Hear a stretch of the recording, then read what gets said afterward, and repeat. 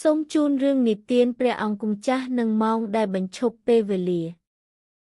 ការដើមនៅគោឆ្ងាយមួយមានព្រះអង្គម្ចាស់មួយអង្គព្រះនាមរ៉ូវ៉ាន់គាត់ត្រូវបានគេស្គាល់ដោយសារភាពសប្បុរសនិងភាពក្លាហានរបស់គាត់ប៉ុន្តែក៏មានការចង់ដឹងចង់ឃើញរបស់គាត់អំពីរឿងអាថ៌កំបាំងនិងវេទមន្តនៅក្នុងពិភពលោកផងដែរយប់មួយមានព្យុះកំបុតត្បូងពេលកំពុងដើរកាត់បណ្ណាល័យរាជវាំងគាត់បានប្រទះឃើញសៀវភៅចាស់ដែលពោរពេញដោយធូលីដីលាក់ទុកនៅខាងក្រោយជួររមូរនៅពេលគាត់បើកវាទំព័រនានាបានបង្ហាញពីរឿងនិទាននៃនាឡិកាដែលបញ្ឈប់ពេលវេលាដែលជាវត្ថុបុរាណដែលអាចផ្អាកពេលវេលាដោយខ្លួនឯង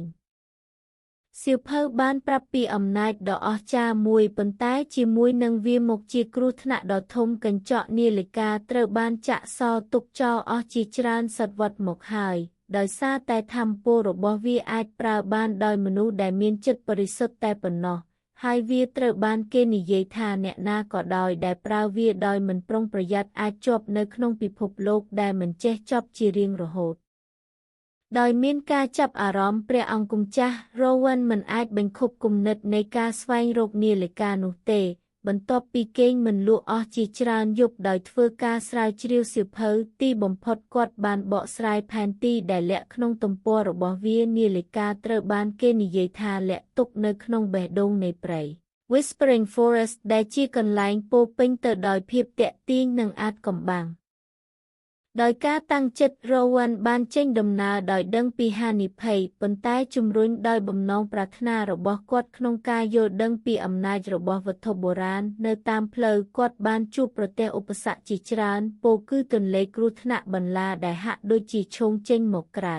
និងការបំភាន់ភ្នែកដែលបង្កើតឡើងដើម្បីបំភាន់អ្នកធ្វើដំណើរប៉ុន្តែជាមួយនឹងបញ្ហាប្រឈមនីមួយបេះដូងរបស់រ៉ូវ៉ាន់កាន់តែរឹងមាំនិងផ្ដោតកាន់តែខ្លាំង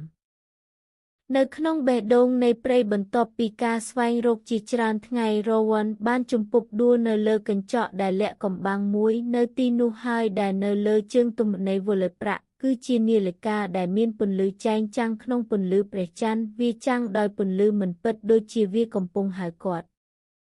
ប៉ុន្តែពេលគាត់លូកដៃទៅប៉ះវាសំឡេងស្រទន់ក៏បន្តតាមខ្យល់តើអ្នកស្វែងរកការគ្រប់គ្រងពេលវេលាមែនទេព្រះអង្គម្ចាស់វ័យក្មេងគេបានសួររ៉ាវ៉ាន់បានងាកទៅមើលឃើញរូបរាងលេចចេញពីស្រមោលព្រះនាងមួយអង្គដែលស្លៀកពាក់ពណ៌ប្រាក់និងខៀវភ្នែករបស់នាងភ្លឺដូចផ្កាយហើយនាងមានពន្លឺនៃប្រាជ្ញារ៉ាវ៉ាន់បាននិយាយដោយស្មោះត្រង់ថា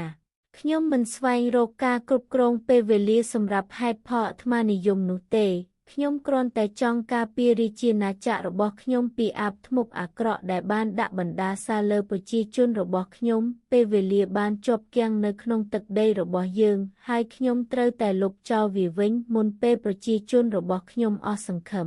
ព្រះនាងញឹមទឹកមុខទន់ភ្លន់ក៏បេះដូងរបស់អ្នកគឺបរិសុទ្ធព្រះអង្គម្ចាស់រ៉ូវ៉ាន់ប៉ុន្តែត្រូវចាំថាថាមពលរបស់នាឡិកាមិនត្រូវបានគេយកមកស្រាលទេវាអាចបញ្ឈប់ពេលវេលាប៉ុន្តែវាក៏អាចចាប់អ្នកក្នុងពេលមួយជារៀងរហូតអ្នកត្រូវតែប្រើវាដោយប្រាជ្ញារ៉ាវ៉ាន់មកក្បាលដោយយល់ពីទម្ងន់នៃពាក្យរបស់នាងដោយដៃទន់ភ្លន់គាត់បានលើកកែវនាឡិកាហើយកាន់វាឲ្យជិតព្រះនាងបានមានបន្ទូលព្រមានចុងក្រោយមួយថាតើតែអ្នកបានសាកល្បងបេះដូងពិតប្រាកដទើបអ្នកអាចដឹងពីរបៀបកាន់នាឡិកាពេលវេលាអាចនឹងបង្កកប៉ុន្តែសេចក្តីស្រឡាញ់និងការលះបង់អាចធ្វើឲ្យពិភពលោកមិនអាចបង្កកបានរ៉ាវ៉ាន់បានអរគុណព្រះនាងហើយជាមួយនឹងនាឡិកាដែលកាន់នៅក្នុងដៃគាត់បានត្រឡប់ទៅនគររបស់គាត់វិញ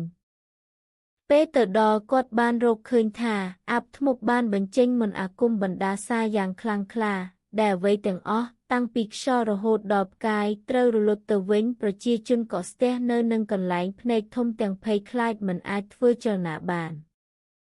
រ៉ាវ៉ាន់ជាមួយនឹងនាឡិកាដៃបានបោះជំហានទៅមុខហើយចាប់ផ្ដើមបើកវាយឺតខ្សាច់ចាប់ផ្ដើមធ្លាក់ចុះហើយដូចដែលវាបានកើតឡើងពេលវេលាចាប់ផ្ដើមផ្លាស់ទីម្ដងទៀតប៉ុន្តែបណ្ដាសារបស់គ្រូធ្មប់បានប្រឆាំងនឹងអំណាចរបស់នាឡិកាបេះដូងរបស់រ៉ាវ៉ាន់លោតញាប់នៅពេលគាត់ដឹងថាគាត់ត្រូវតែផ្ដោតលើនាឡិកាមិនមែនលើការស្រឡាញ់របស់គាត់ចំពោះនគររបស់គាត់និងប្រជាជនរបស់គាត់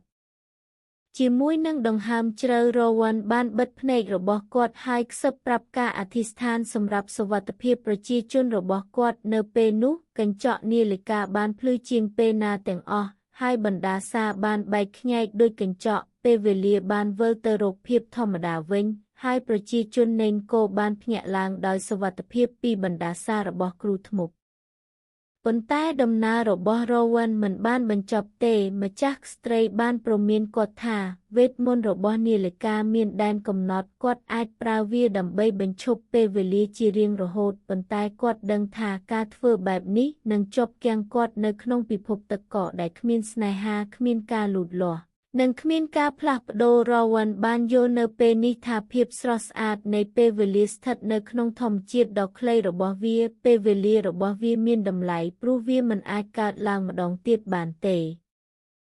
នៅពេលដែលរាជាណាចក្របានវិលមករកភាពប្រក្រតីវិញរវ័នបានប្រគល់នាឡិកាដៃទៅកាន់ព្រៃដែលជាកន្លែងដែលវាអាចការពារដោយអ្នកដែលយល់ពីអំណាចរបស់វា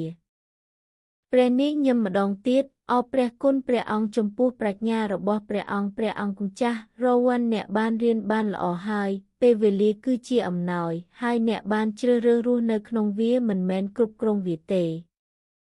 រវ័នអន់ក្បាលគោរពអរគុណព្រះនាងខ្ញុំបានរៀនចេះថាវាមិនមែនជាពេលវេលាដែលសំខាន់បំផុតនោះទេប៉ុន្តែតើយើងចំណាយវាដោយរបៀបណា